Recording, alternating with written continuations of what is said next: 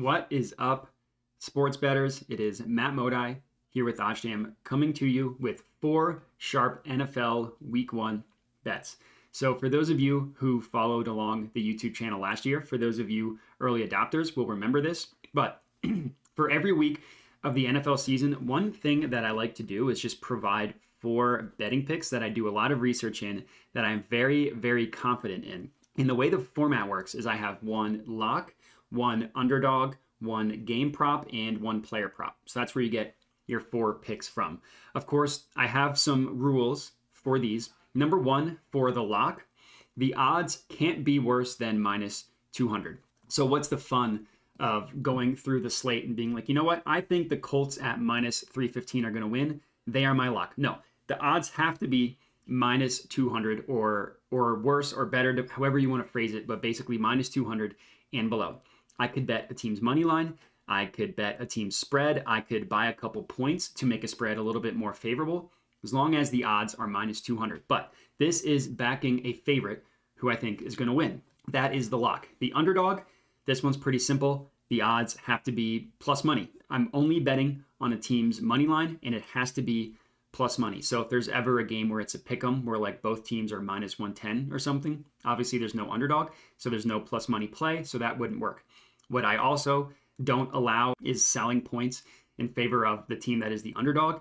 So like if a team is plus 7, I buy them to plus 4 for plus money. That doesn't count. They have to win straight up. So those are the two rules for the lock and for the underdog.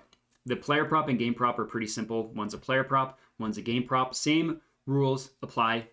Odds can't be worse than minus 200.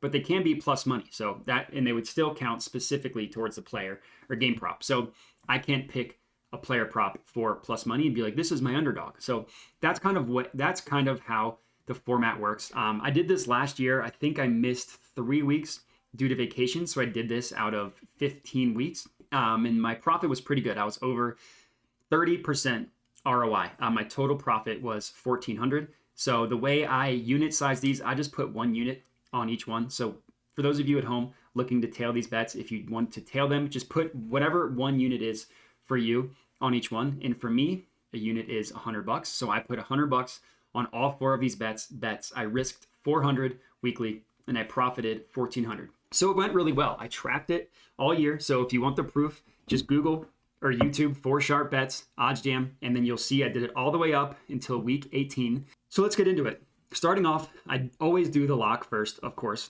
So whenever I am looking to bet my lock, whenever I'm looking to find it, the first thing I start off with is I go to oddsjam.com. I go to oddsjam/NFL, which is really cool because it pulls up lines for every single game, and it gives you the best odds for the money line right up here. You see the money line odds. So the first thing I do is I look for situations in which the money line favorite has odds that are below minus 200. So I basically start off and say, okay, are there any of these teams whose money line I can bet? The only rule, of course, there has to be some sort of value associated. It has to be plus EV. So like this, where is it? Right here. Like the Packers here, minus 113 odds. The best odds are on the OddsJam line on Pinnacle. So there wouldn't really be any value there. So that one wouldn't count. So that's where I start off and I go through. So the Panthers at minus 104, I don't like this one. Would actually be an example where I couldn't choose the Browns. Technically, they're the underdog here, but they're plus money. So that wouldn't count. The Eagles have their best odds on BetOnline at minus 196. So that one also doesn't count because BetOnline is another sharp book that we use. So wouldn't be any value here. The Dolphins, I will admit, I considered. And then there are other teams, the Commanders, absolutely not. I am not backing Carson Wentz. And then the last team that I considered were the Tampa Bay Bucks at minus 130. And this is actually who I went with. So I locked in the Bucks. I actually got them at minus 120 and the odds changed. I still like them at minus 130. So that is what will officially be tracked here, is the Bucks at minus 130 as opposed to the minus 120 that I got them at. So let's talk about the math reasons first. So again, I got them at minus 130. The cool thing about the OddsJam page is it gives you the average odds across the board. So we see the average odds of minus 138. So there is some value there. We see WinBet have them all the way at minus 145. BetOnline has them all the way at minus 141. OddsJam has them at minus 134. Pinnacle, so a little bit closer to what I got it at on Tipico at minus 130, but clear outlier when you compare it to the rest of the books. So for math reasons, this one makes sense. For football reasons, this is mostly a fade of the Cowboys for a couple reasons. While the Bucs I actually am a little bit nervous about, especially with their offensive line injuries. Most of their injuries are up the middle of the offensive line, and the Cowboys don't have great defensive tackles.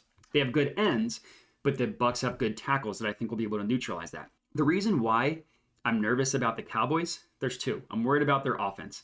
In the offseason, they lost Amari Cooper via trade to the Browns. They lost Cedric Wilson via free agency, and they lost two offensive line starters in free agency.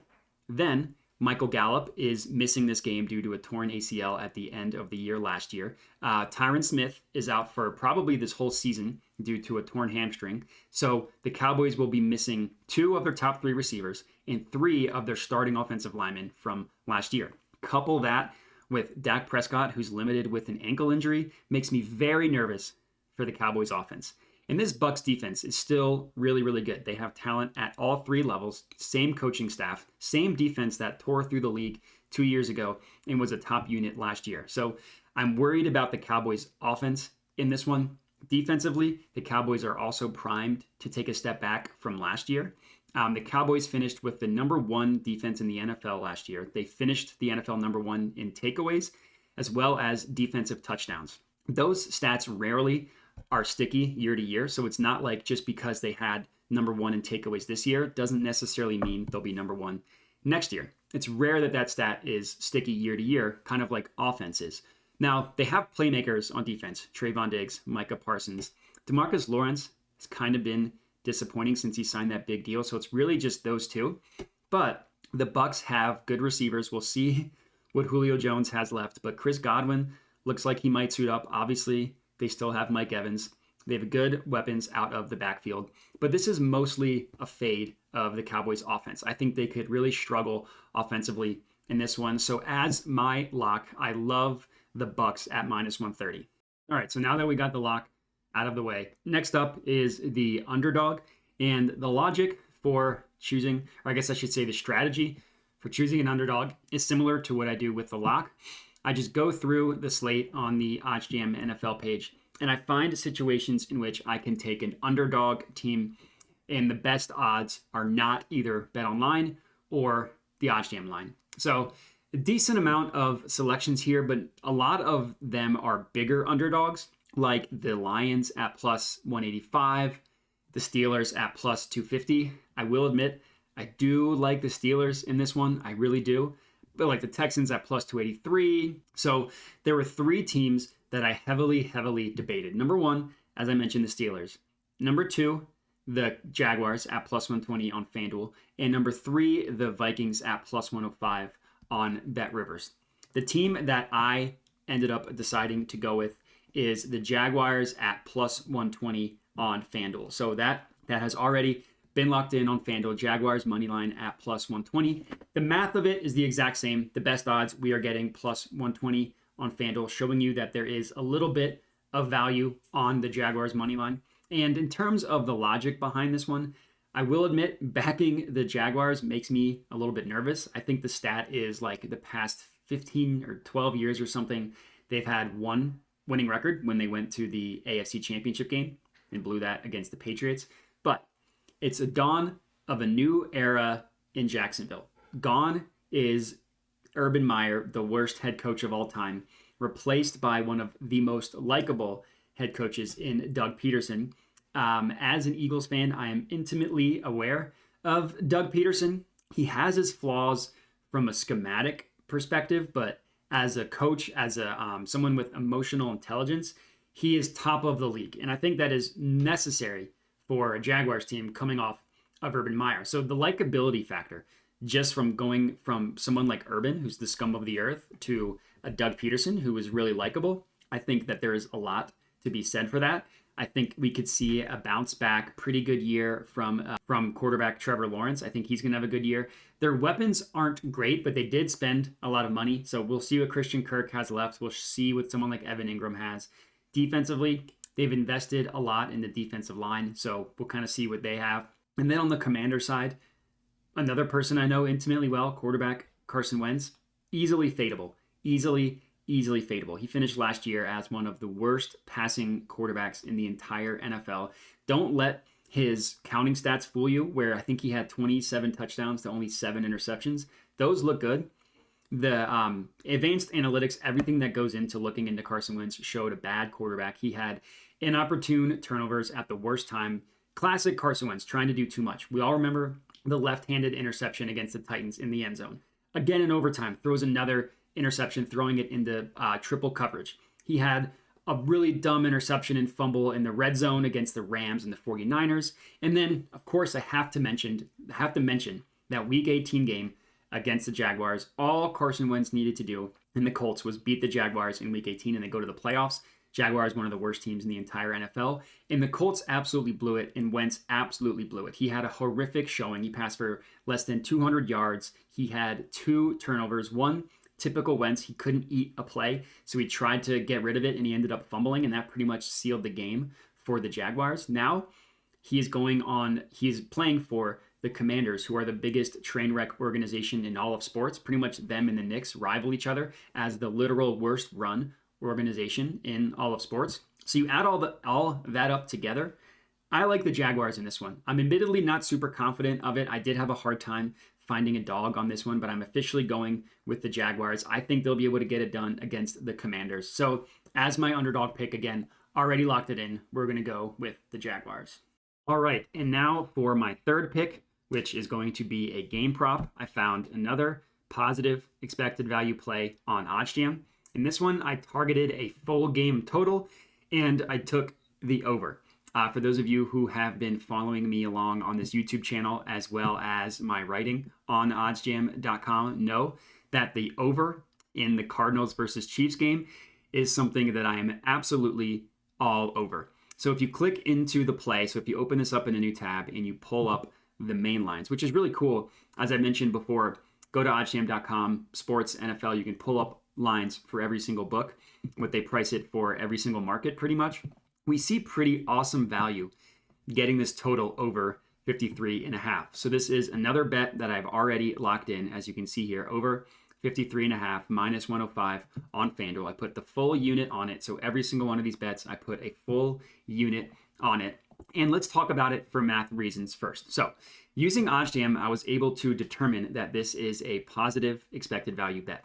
So the OddsJam line prices this at minus 115. They price the other side of it at plus 100. So tight market width in terms of only 15 cents. And if you go to the no vig fair odds, which is a way in which you can calculate the odds exactly what it sounds like with the vig removed, you just type in both sides, minus 115, plus 100. Puts the no vig line of this at about minus 107, and we got it at minus 105 on FanDuel. Again, already locked in. And if you look at every other book and what they price this at. So a couple of things here. Number one, so only one other book is giving you this total at minus 105, and that's PointsBet. Every other book either has this total as even money, basically 50-50 either way, or they're actually favoring the over. So BetMGM and Caesars and FoxBet are the three that have this pretty much at even money. But DraftKings think that the over is the more likely scenario. Tipico thinks that the over is the more likely scenario. Same thing with BetRivers. And then, of course, BetOnline and Pinnacle, the OddsJam line, the sharpest line in the world, both think the over 53.5 is the more likely scenario. FanDuel and PointsBet are the only two books that have the under 53.5 favored. Another thing I like about it, looks like a couple other books price their main line of this at 54. So DraftKings, WinBet price their main line, as does the OddsJam line, has this at even money at 54. So for math reasons, it's a positive EV bet. And I've talked a lot about why I like this play, so I'll keep it brief. And I also detailed it in an article if you want a little bit more analysis. But so the Chiefs' MO is they start seasons really slow on defense and really fast on offense. Last year, they gave up an average of 32.6 points per game in the first 5 weeks of the season. And then on the offensive side, they averaged 30.8 points per game in the first 5 weeks. In 2020, they scored over 30 points in 7 of their first 10 games. So 2 seasons ago. On the Cardinals side, they're very easy to roast because they have a horrible ending to every single season, but they always do start fast. So we'll give them that. Last year, they scored over 30 points in 7 of 9 games. So the Cardinals actually had a good defense last year, but that won't be the case this year. Chandler Jones has been traded. J.J. Watt is most likely not going to play due to injury, and they just don't have as good of personnel as they did last year. So despite the fact that this is an incredibly high total, it's the highest over-under in week 1, I still love this game to go over. The Chiefs, like I said, average in the first 5 weeks last year, averaged over 60 points per game. I could easily see this being a game in which both teams score 30 plus points, 2 fast-paced offenses, 2 bad defenses. Literally everything screams over. So I think it's a really good bet. I put the full unit on this one. Obviously, of these 4 sharp bets, they're all for a unit. Cardinals versus Chiefs, over 53.5, minus 105 on FanDuel. And that is it for my game prop. All right. And lastly, for my player prop pick of my 4 sharp bets, I am going with Joe Mixon to get over 2.5 receptions. This one is minus 104 on Caesars. So I already locked this one in. As you can see here, Joe Mixon, total receptions over 2.5, minus 104 on Caesars. And I think this one is an absolutely great value. Number one, look at, and let me zoom in here. Just look at the EV percent for this one, 7.5%. My profit margin on this bet is $7.50. So right off the bat, very, very profitable bet in that regard. And to talk about the math as from a holistic view, the no vig odds have this priced all the way at minus 121, which makes sense when you compare the sharp books. We see BetOnline price this at minus 120, another sharp book BetOnline. We see the OddsJam line price this at minus 124. OddsJam line obviously being pulled from Pinnacle, so very, very sharp book there. Market width on this one at 37, below the 40-cent threshold, so everything checks out. And I just think this is an awesome play. Joe Mixon to go over 2.5 receptions. One thing for player props that I recommend doing, besides looking into all the other markets to see what all the books are pricing something at, is go into the OddsJam Props app. So this is something that we've talked about on a bunch of different videos now. It is completely free to download on all iOS devices. Don't worry, Android is coming soon, I promise. But this player prop app shows you historical data on how much, or how often I should say, a player goes over or under a specific prop. So for Mixon, all I need to do is just type in his name here, and I want to look specifically at his receptions, and I want to look at the over on this one. So click over, and as we can see, we see that he has gone over this in 14 of his last 26 games. If you want to look at his last 10, 70%, and which is why I love this one so much, all 5. He hit this in all of his last 5 games. So to me, what makes sense is that as Joe Burrow got healthier, as he got more acquainted with the offense coming back from his knee injury, they utilized Mixon a lot more in the passing game. Now, I do admit the risk here is that the Bengals shored up their offensive line. So a lot of times when Mixon got receptions, it was like dump off passes, something like that, as Burrow was feeling pressure. But the Bengals also had an insane run as the season went along. We saw them perform really well. Obviously, they made it all the way to the Super Bowl. So their offense ended the year on a hot run. You figure they're going to try and replicate that as much as they can. And to me, a lot of that had to do with utilizing Mixon in the passing game. He's a good passing back. Might as well utilize him. And just from the EV perspective on this one, getting it all the way up at what we did, I think is really valuable. So to round out my 4 picks, I am going with Joe Mixon to go over 2.5 receptions. All right, and that is it. So here are my 4 bets for you guys. Remember my lock, Bucks money line at minus 130, my underdog, Jaguars money line at plus 120. My game pick is the Chiefs Cardinals over 53.5 at minus 105. And my player prop pick is the Joe Mixon over, 2.5 receptions, minus 104 on Caesars. Those are my 4 sharp bets, 400 risked. I had a lot of success doing this last year, as I mentioned. I hope I can have a lot of success this year. So we'll see. But for those of you watching this at home, let me know if you're tailing any of these bets. Would love to hear it. Other than that, if you want to follow along as this goes on all season, definitely make sure to hit that subscribe button. Turn on those notifications for these bets as they happen. And that's it. So I appreciate you guys watching and have a good one.